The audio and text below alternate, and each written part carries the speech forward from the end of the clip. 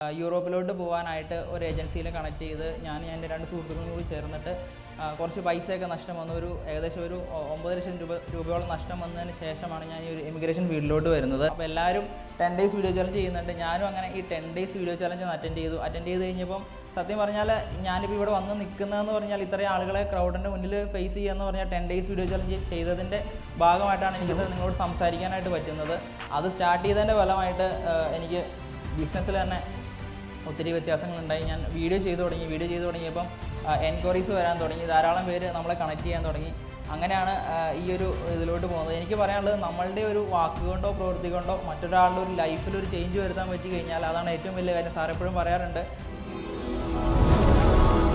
നഷ്ടങ്ങൾ വരുമ്പോൾ ഭയങ്കര വിഷമമല്ലേ നമുക്കൊക്കെ. ഒന്ന് ആലോചിച്ച് നോക്കിയേ, ഒരു 100 രൂപ കയ്യിൽ നിന്ന് പോയാൽ തന്നെ ഭയങ്കര വിഷമമാണ്. അപ്പോൾ ഒരു 8-9 ലക്ഷം രൂപ നഷ്ടം വരുത്തിയിട്ട് ഒരു 8 to 9 lakh rupees നഷ്ടം വരുത്തി, ആ നഷ്ടത്തിന്റെ വേദന കൊണ്ട് അതിൽ നിന്ന് ആ പെയിൻ ഉൾക്കൊണ്ടുകൊണ്ട് ഒരു സ്വന്തമായിട്ടൊരു ബിസിനസ് സ്റ്റാർട്ട് ചെയ്ത് ഇന്ന് he is earning lakhs in month. Okay, so നമ്മുടെ നെക്സ്റ്റ് സ്പീക്കർ അത് വേറെ ഒന്നുമല്ല, ജോൺസ് മാത്യു ആണ്.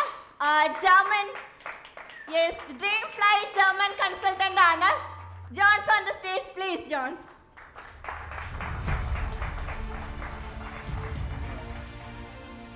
എൻ്റെ പേര് ജോൺസ് മാത്യു എന്നാണ്. എൻ്റെ സ്ഥലം കോതമംഗലമാണ്. ഇതെൻ്റെ ഫാമിലിയാണ്. ശരിക്കും പറഞ്ഞാൽ കാസോൾ ഫാമിലിയിൽ വന്നതിന് ശേഷമാണ് ഈ ഒരു ഫാമിലി ഫോട്ടോ തന്നെ എടുക്കുന്നത്. വളരെ റീസെൻ്റായിട്ട് എടുത്തിട്ടുള്ള ഒരു ഫോട്ടോയാണിത്. എൻ്റെ father, mother, brother, sister. Sir കഴിഞ്ഞ ഒരു ഫ്രീഡോ ചലഞ്ചിൽ പറയുകയുണ്ടായി നമ്മുടെ ഫാദറിനെയും മദറിനെയും ഹഗ് ചെയ്യണം എന്നുള്ളത്. അത് ഞാൻ ശരിക്കും പറഞ്ഞു കഴിഞ്ഞാൽ എൻ്റെ ലൈഫിൽ ഞാൻ എക്സ്പീരിയൻസ് ചെയ്തൊരു വ്യക്തിയാണ്. ഞാൻ ബിസിനസ് സ്റ്റാർട്ട് ചെയ്തതിന് ശേഷം ഒരു 1 year ആയിട്ട് വീട്ടിൽ പോകുന്നുണ്ട്, കാര്യങ്ങൾ ചെയ്യുന്നുണ്ട്. പക്ഷേ അത്രയും സാറ് പറഞ്ഞ പോലെ റിലേഷൻസ് ഗോൾസ് എഴുതുന്ന കൂട്ടത്തിൽ റിലേഷൻസ് ഇമ്പ്രൂവ് ചെയ്യാനായിട്ട് ആഗ്രഹിച്ചിരുന്നൊരു വ്യക്തിയാണ്. ഞാനിപ്പോൾ പപ്പേനെയും മമ്മേനെയും ലാസ്റ്റ് പോരാൻ നേരത്ത് ഹഗ് ചെയ്തിട്ട് വരുമ്പോൾ വളരെ സന്തോഷമാണ് അവർക്കിപ്പോൾ നമ്മളോട് ഉള്ളത്.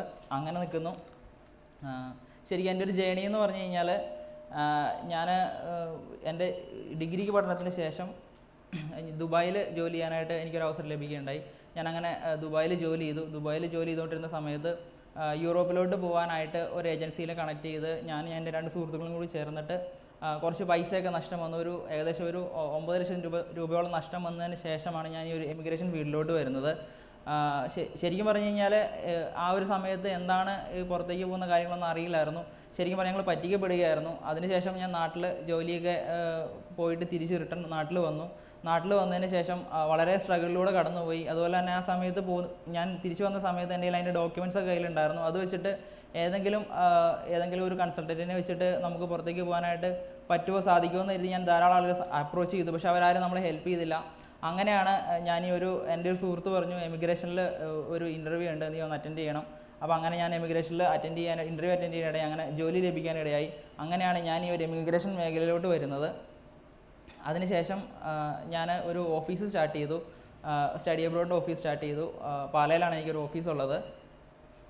ഒരു ദിവസം ഞാനിങ്ങനെ ഫേസ്ബുക്കിൽ സ്ക്രോൾ ചെയ്തുകൊണ്ടിരുന്ന സമയത്ത് സാറിൻ്റെ ഒരു ഓട്ടോമേഷൻ പഠിക്കാമെന്നുള്ള ഒരു 6 മാസം മുമ്പാണ് ഞാൻ കാസോൾ ഫാമിലിയിൽ ജോയിൻ ചെയ്യുന്നത്.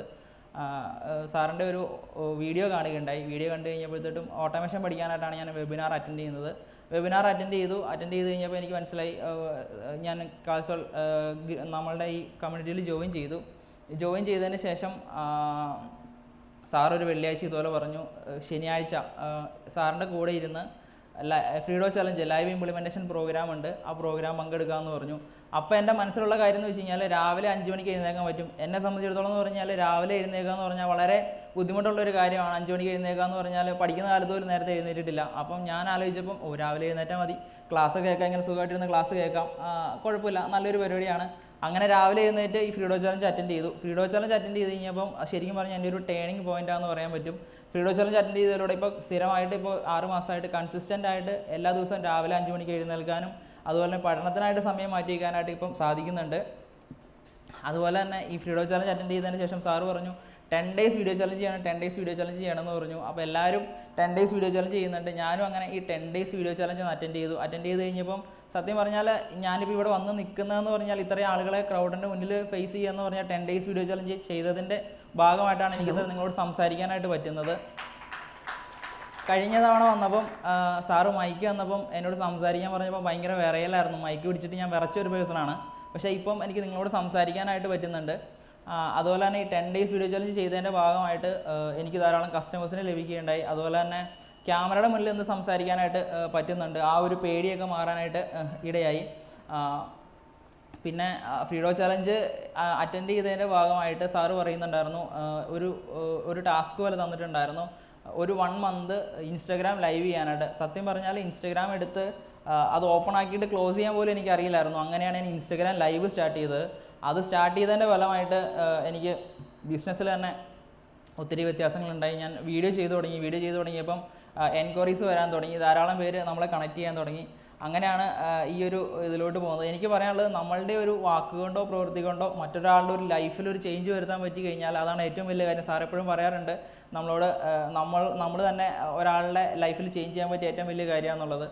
So thank God. അതുപോലെ തന്നെ thank you Praveen sir, thank you കാൽസൽ കമ്മ്യൂണിറ്റി, താങ്ക് യു.